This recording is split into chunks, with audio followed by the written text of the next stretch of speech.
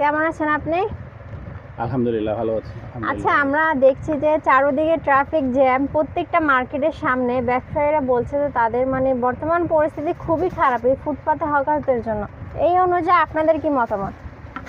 আসলে চক বাজারে আজকে আমরা তো দীর্ঘদিন ধরে হকার যাতে নির্দিষ্ট সময়ে বসতে পারে সেজন্য আমরা একটু উদ্যোগ নিয়েছিলাম।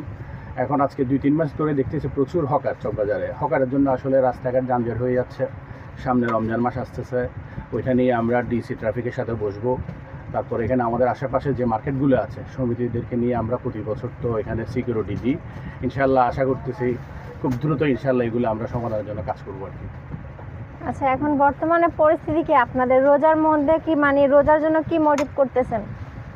রোজার জন্য তো আমরা আসলে মার্কেটের সমিতি থেকে আমরা মার্কেটের জন্য বিভিন্ন ধরনের উদ্যোগ নিয়ে থাকি।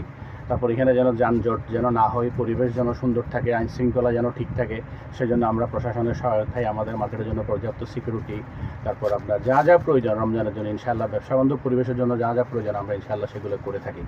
আচ্ছা, আপনার দোকানের নাম, আপনি কি পদে আছেন, আপনার পরিচয়টা একটু বলবেন? আমার দোকানের নাম হচ্ছে রানী কুঠির, আমার নাম হচ্ছে সাখাওয়াত হোসেন রাহুল, আমি হচ্ছে গুলজার টাওয়ার দোকান মালিক সমিতি সভাপতি। ধন্যবাদ ভাইয়াকে অনেক, থ্যাংক ইউ।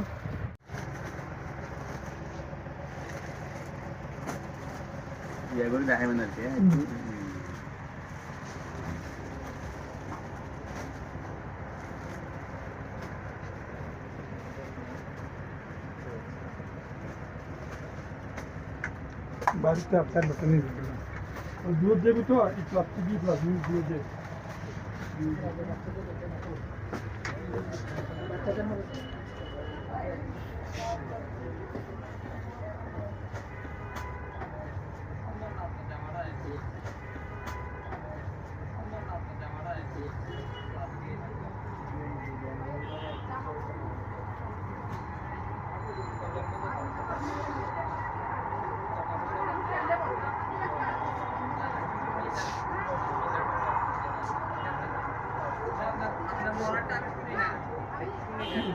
ওদেরগুলো নিন আপনাদের, আমরা শুধু ওই দিন ওদের দোকানটা দেন, নিয়েছি। ওদের তো এই শুধু এখান থেকে কেউ করে সাইনবোর্ডটা করে